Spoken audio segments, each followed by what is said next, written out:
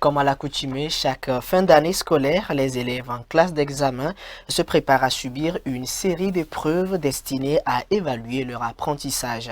Se préparer psychologiquement avant de commencer les examens est crucial. Les candidats doivent adopter un état d'esprit équilibré malgré le mélange de stress et de doute qui caractérise souvent cette période.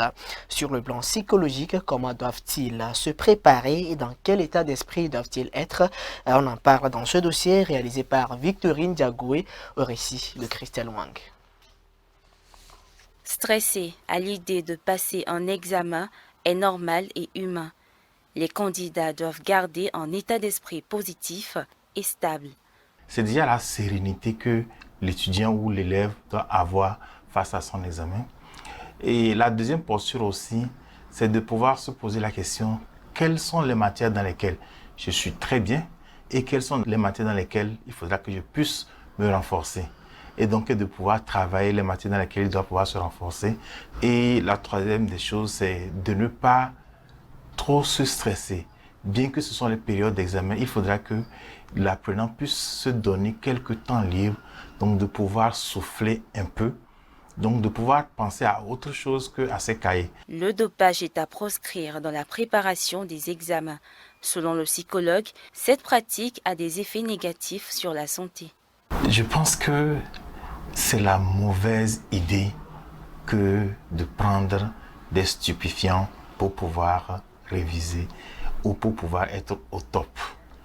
La petite expérience nous a montré qu'il y a beaucoup d'élèves qui ont pris des stupéfiants et qui pensaient qu'ils ont veillé, et c'est peut-être 1 ou 2 jours avant l'examen qu'il y a une décompensation et cet élève se retrouve à l'hôpital, se retrouve avec des maux de tête et autres là. Il faut aller à son rythme, il faut se connaître, aller à son rythme. C'est pour ça que la préparation de l'examen, ce n'est pas à 1 semaine de l'examen, mais c'est depuis le premier jour. La bonne implication des parents avant, pendant et après les examens est indispensable. Pour moi, les parents doivent être très rassurants, de pouvoir savoir écouter leur enfant, de ne pas mettre trop de pression sur eux.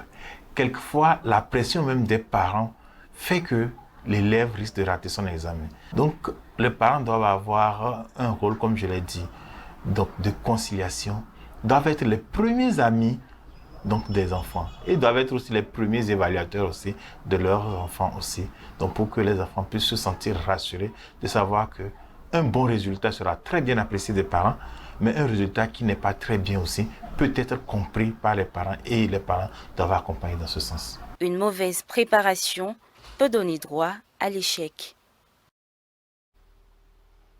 Nous souhaitons une bonne révision à tous les candidats. Tâchez-vous de prendre soin de votre santé.